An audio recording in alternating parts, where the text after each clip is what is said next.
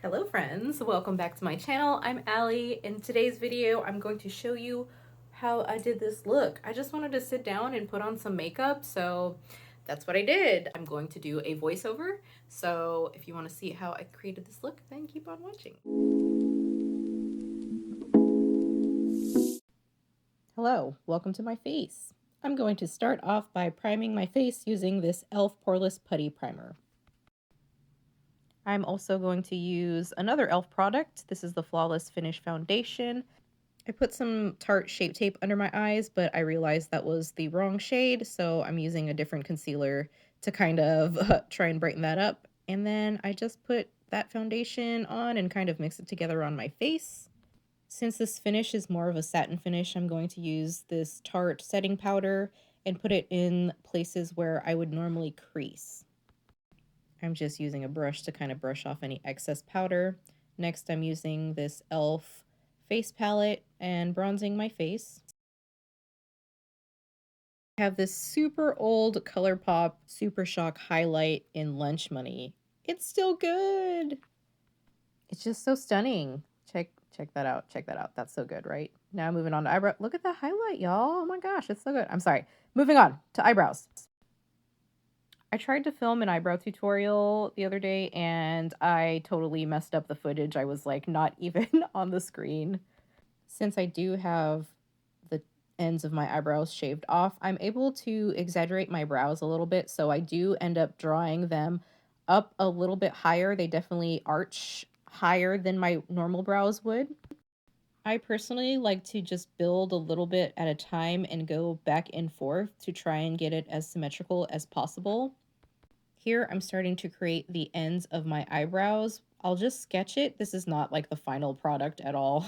I'm going to go back to the other side and try and get it kind of in the same placement. And then I'll just go back and forth and kind of tweak it a little bit.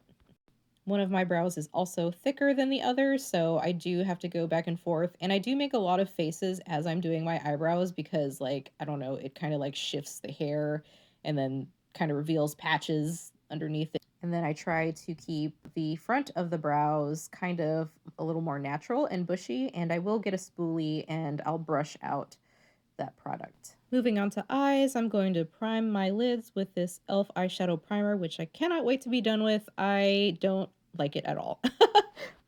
Hey girl, remember her? That is Bailey Sarian's collab with Estate Cosmetics. I just used that shade Tan Lines as additional bronzer. And now I'm using Bonfire and Rose Tattoo as a blush. I just love how that combination turned out and how it looks on my skin.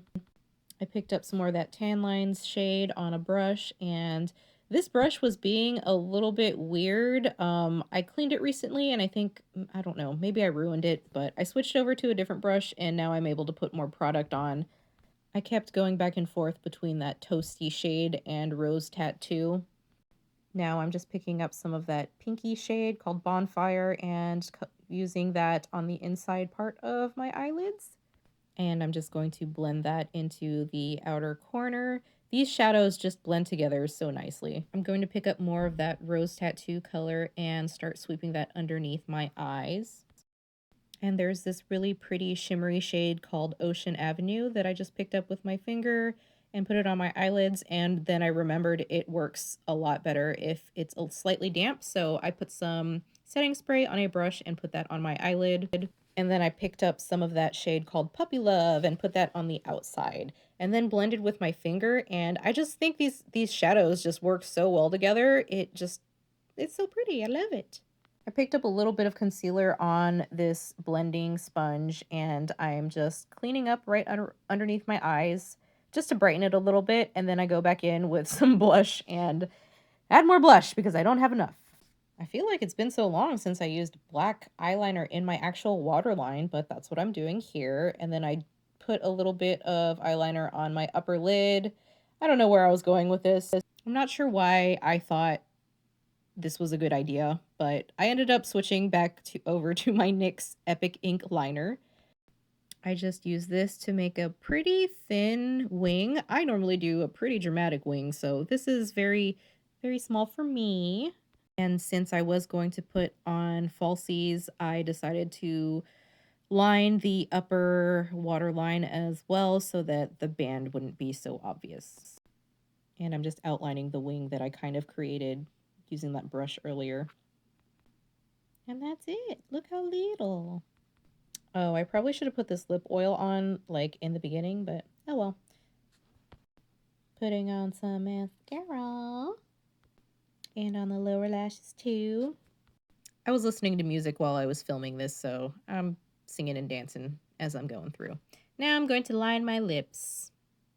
And whoops, sorry, it is not on screen.